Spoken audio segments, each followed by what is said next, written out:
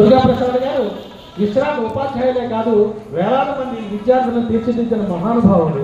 వారు కృష్ణా జిల్లాలో ఉన్నటువంటి ఉయ్యూరులో ఎన్నో గొప్ప గొప్ప కార్యక్రమాలను చేస్తూ అన్ని రకాల సాహిత్య సంగీత శాస్త్ర విజ్ఞానాల మీద ఎంతో గొప్ప పరిశ్రమ చేసి పుస్తకాలను ఆవిష్కరించడం, అంతర్జాలంలో లక్షలాది కోట్లాది అక్షరాలను ఆయన సొంతంగా టైప్ చేయడం ద్వారా ఈ రోజు ఇక్కడ వచ్చినటువంటి మహామహులతో సహా అందరికీ ఒక గొప్ప స్ఫూర్తిదాయకంగా ఉండడం అనేది మామూలు విషయం కాదు.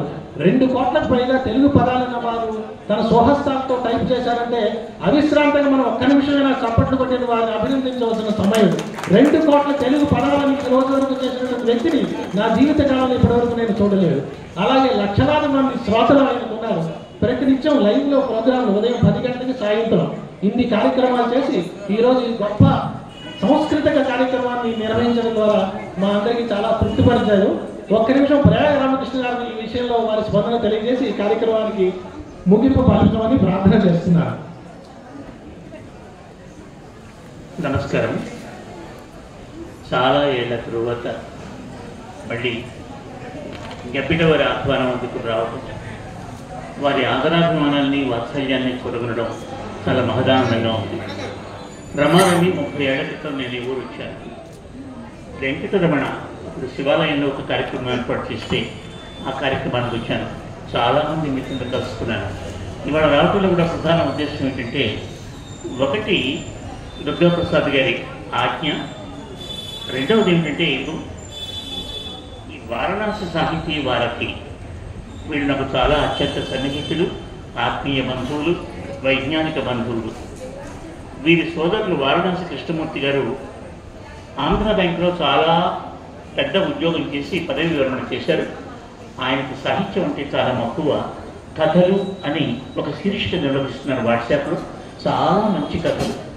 కొత్తలో నేను అంతగా పట్టించుకోలేదు, కానీ తర్వాత చూశాను, చదివాను. చాలా కథలు, అద్భుతమైన కథలు ఆ సిరీస్లో వస్తున్నాయి. మీరు కూడా తప్పకుండా చదవండి ఆ కథలు. సమకాలీన సమాజంలో ఉన్నటువంటి లోటుపాట్లు, అస్తవ్యస్త పరిస్థితులు, మానవ ప్రలోభాలు, దుర్గతి, దురలవాట్లు, వీటన్నిటి మీద మంచి కథలు వస్తున్నాయి. ఆ కథలన్నిటి కూడా మీరు కూడా చదవండి. మంచి సాహిత్యం చదవాలి, మంచి కథలు చదవాలి. సాహిత్యం సంగీతము రెండూ వంటపడితే కానీ ఆరోగ్యం చక్కబడదు. వీళ్ళు చాలా మంచి ప్రయత్నం చేస్తున్నారు. ఇవాళ పుస్తకం తీసుకొస్తున్నారు. నాకు కృష్ణమూర్తి గారు ఆయన కూడా ఈ విషయం చెప్పారు. మీరు ఎలాగో వెళ్తున్నారు, మా వాళ్ళు కూడా వస్తున్నారు, అక్కడ ఈ పుస్తకాన్ని ఆవిష్కరింప చేయండి, అందరికీ అందచేయండి. ఇది చాలా మంచి అవకాశం. నాకు కూడా చాలా మంచి అవకాశం దీని గురించి 4 ముక్కలు మాట్లాడటానికి. సరే, నాకు ఈ సరస భారతి గురించి నాకు చాలా తెలుసు కాబట్టి, ఆయన చేస్తున్న కృషి, ఆయన ఏమి ప్రచారం కోరుకునే మనిషి కాదు కాబట్టి దీనికి ఇంత ప్రాచుర్యంలోకి రావటం చాలామందికి తెలియదు. చాలా ఏళ్ళుగా ఆయన ఒంటి చేత్తో ఈ కార్యక్రమాన్ని నిర్వహిస్తున్నారు. ఇందాక ఎవరో చెప్పారు, చేయి చాచి ఎప్పుడు కూడా ఆయన అడిగిన పాపన పోలేదు. ఈ కార్యక్రమం నిర్వహించడానికి ఇంత అవుతుంది, మీరేమన్నా దీనికి సౌజన్యం వహిస్తారా, స్పాన్సర్షిప్ ఇస్తారా, డబ్బు ఇస్తారా అని అడిగినటువంటి మనిషి కాదు. తన సొంత సంపాదనలో ఏమండి 100 చేతులు సంపాదించు 1000 చేతులు వెరదల్లు అని ఉపనిషత్ వాక్యం. మనం సంపాదించిన డబ్బులు సత్కార్యాలకి, మంచి పనులకి వెచ్చిస్తారని వేదం చెప్తోంది. అది తెలిసిన మనిషి.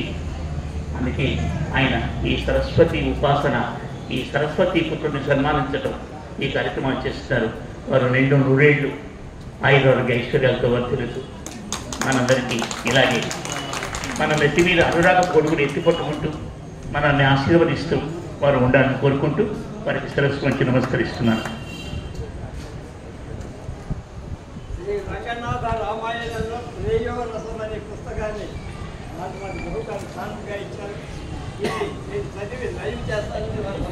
నేను ఇంకొక వారిని వెత్తకుమార్ గారిని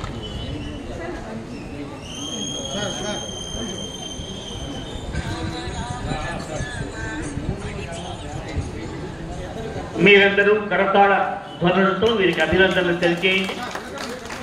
ఉగాది పండుగ సందర్భంగా పెద్దల్ని సత్కరించుకుంటున్నాం. ఇది మహత్తర అవకాశం.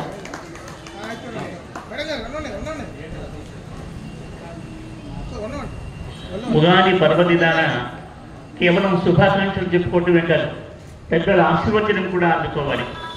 భగవంతుని ఆశీర్వచనం, పెద్దల ఆశీర్వచనం అందుకోవాలి. ఇదిగో వారణాసి సోదరులు ఈ పని చేస్తున్నారు, వారి పాదాలకు నమస్కరిస్తున్నారు. నేను కూడా ఆ పని చేస్తాను. నేను